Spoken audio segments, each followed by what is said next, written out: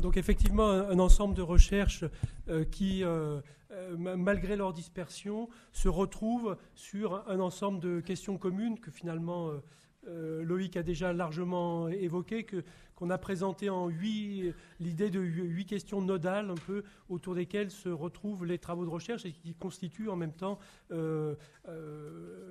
un agenda pour les recherches futures. C'est un des points sur lesquels il faudra discuter, en tout cas sur lequel je conclurai. Les 3 premières donc, touchent aux effets de la participation. C'est la journée de vendredi, je n'y reviens pas. L'appel à communication pour la journée de vendredi, essayer de différencier ces effets selon le niveau où ils se produisent, entre la question des impacts sur la décision, les transformations de l'action publique, la question des effets sur les individus, sur les participants, avec notamment la question au centre, la question de l'empowerment des individus, et puis la question des effets à plus long terme, des effets structuraux et substantiels de la participation.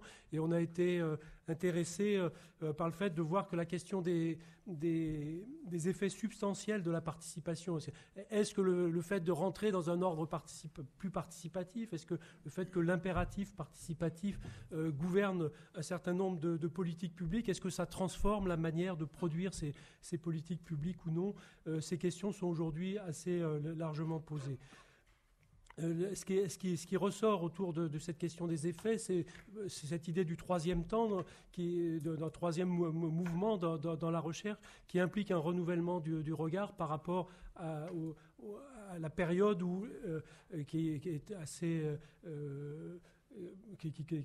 avec de nombreux travaux qui étaient centrés sur l'analyse des dispositifs participatifs et qui visaient à appréhender à partir de l'analyse du déroulement des dispositifs leurs incidences sur les acteurs, sur les problèmes soumis à la délibération.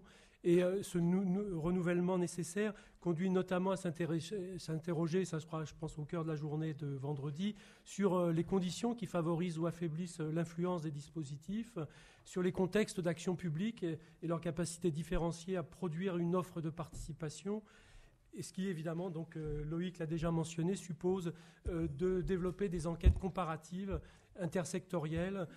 Pourquoi dans certains secteurs, par exemple l'environnement, la participation est consubstantielle finalement de la constitution des politiques publiques environnementales, alors que dans d'autres domaines, la participation s'impose extrêmement difficilement. Et puis des comparaisons internationales pour comprendre aussi pourquoi dans certains, même quand on raisonne sur les démocraties occidentales, pourquoi dans certains pays le phénomène participatif s'est plus développé ou s'est développé plus tôt que dans d'autres pays.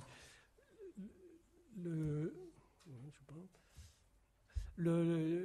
deuxième ensemble de questions a trait justement à ce tropisme procédural et avec des problématiques pour essayer de le dépasser. En tout cas, on a constaté que les différents travaux consacraient largement la notion de dispositif pour décrire l'ensemble des agencements qui sont aptes à orienter, déterminer, assurer les gestes, les conduites, les opinions et les discours, pour paraphraser Agamben.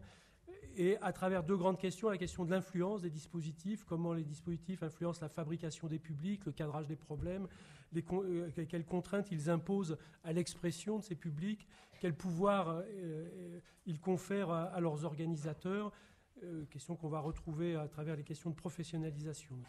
La deuxième interrogation, qui est un peu plus nouvelle, c'est maintenant une mise en regard historique avec une interrogation sur la mise en institution de la participation, sa mise en histoire aussi, et la mise en histoire de sa codification juridique à travers l'analyse des processus d'institutionnalisation de leurs acteurs et une interrogation sur les forces et les risques de l'institutionnalisation.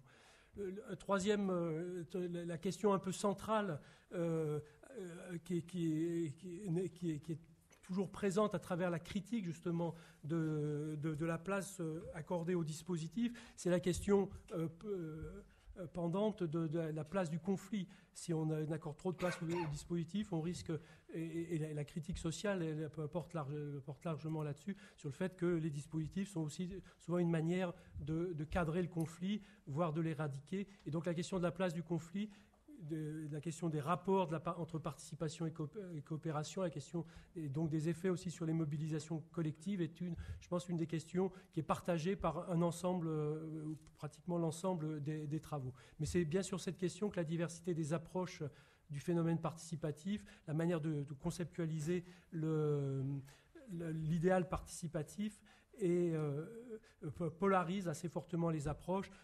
Moi, je retiens plutôt 3 pôles, même si Loïc a pas parlé de 2. Je pense qu'il y a plutôt un pôle gestionnaire, effectivement, pour lequel la participation est un instrument de la modernisation de l'action publique et de la résolution des conflits.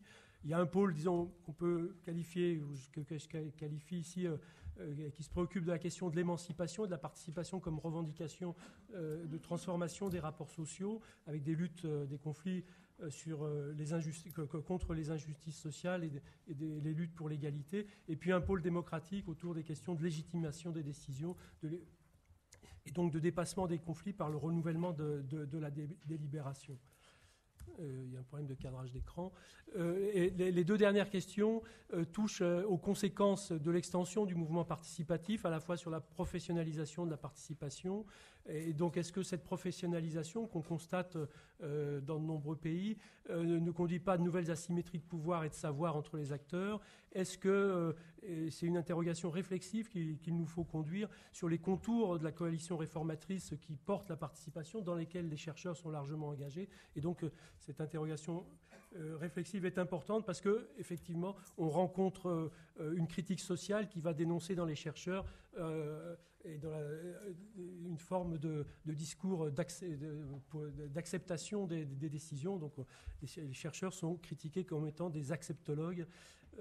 Et donc, cette question nous est renvoyée assez régulièrement pour les gens notamment qui travaillent sur des controverses scientifiques et techniques. Et donc, c'est une question qu'il faut avoir présente à l'esprit. Et puis, la dernière grande question, c'est tout ce qui touche à justement au remaniement des savoirs, à la redéfinition d'expertise. Et Frank Fischer, ce soir, fera sa conférence sur ce thème, donc j'y reviens pas plus. Je conclus simplement par une double interrogation qui, je pense, doit aider à réfléchir sur ce à quoi peut contribuer le GIS dans les années qui viennent. C'est finalement de s'interroger sur le fait que est-ce que ces 8 questions qui peuvent bien sûr être discutées, c'est celles qu'on a repérées, on pourrait sans doute les reformuler autrement, mais est-ce que finalement l'ensemble des travaux dégage en quelque sorte le programme d'une science normale de la participation, une feuille de route des enquêtes et des recherches des prochaines années, notamment autour de protocoles plus largement partagés pour permettre une plus grande cumulativité des savoirs? Cette question a déjà été évoquée dans quelques ateliers hier, ou au contraire, est-ce qu'elle invite à un approfondissement de la confrontation entre les différentes approches théoriques? Et cette question donc, donne 2 orientations, je pense, assez différentes. C'est finalement constituer la participation comme un grand champ disciplinaire, ou au contraire en voir par quoi concluait Loïc, plutôt un point d'entrée pour analyser les différents phénomènes sociaux avec des cadrages théoriques et des conflits de cadrage théorique assez importants et dont le GIST peut être un lieu de cette confrontation.